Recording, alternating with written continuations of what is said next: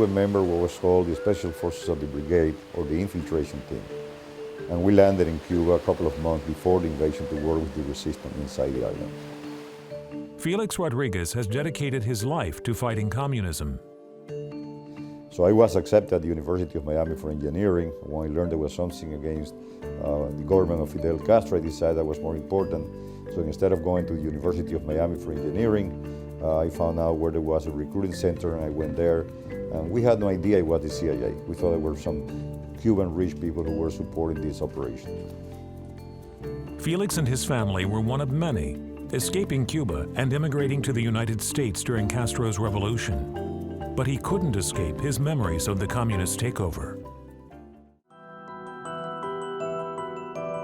I have seen the massive firing squad taking place in Cuba, the injustice of it, with people that were really illiterate, and they were running those firing squads.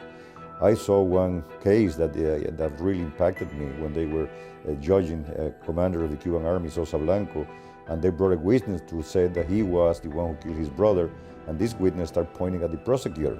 And he had to be told, no, it's the guy sitting next to him. So I thought it was just a mockery of our judicial system. It was important to put a stop to that. Felix was recruited by the CIA as part of a special infiltration team tasked with entering Cuba before the Bay of Pigs invasion. Approximately 1,400 American-trained Cuban exiles took part in the failed invasion, April 17, 1961. Of course, the air support did fail us. We were supposed to have destroyed completely Castro Air Force, and that was the big fiasco for us. We did not control the air. Most of our aircraft were shut down. Our boat with all the ammunition and resupplies and the communication station, everything went down the ocean, and there was no contingency plan. So the brigade fought bravely for 3 days. On the first day, they accomplished every single objective that were given to them. And of course, when they did run out of ammunition, they did not surrender. They tried to evade into the swamps, and over 95% of them were captured. Their mission in Cuba had failed, but their battle against communism waged on. Where we could, and we had the support of the U.S. government, we continued to do that years after the Bay of Pigs. When that changed and it was a different type of scenario, we still felt it was important to stop communism anywhere in the world. That's why I volunteered to go to Vietnam later on. I was in Bolivia when they captured Che Guevara, and in Ecuador and in Peru, advising paramilitary unit against the communist takeover of those countries. Those who fought against Castro's communist regime are memorialized here in South Florida and beyond. But they haven't given up the fight. Well, we did try our best to recover, regain our homeland from communism. And I think that's something that will stick with all of us.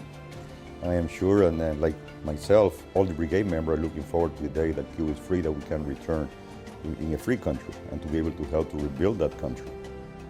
And he believes that day will come, but not everyone shares this dream. The attitude of the Cuban people, they don't see any possibility of any improvement in their life in Cuba, and their main objective is to leave the country.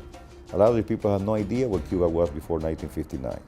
It is important our sons and daughters, they all look forward to go to a free Cuba. Now, at the very beginning, a lot of us wanted to move back immediately. As many years have gone by, we have children, grandchildren here, that changed a little bit. We'd definitely like to go back to Cuba. When and if Cuba becomes a free country, there will be some growing pains. Even though it will not be easy, because there are some 50-some years of indoctrination on those people. And they have to be taught, the democratic system and the economy, the free economy that they don't have today. So, for Felix and many others, the fight goes on. It was a commitment that we took upon ourselves and to continue this fight until Cuba is free, and it's not free yet.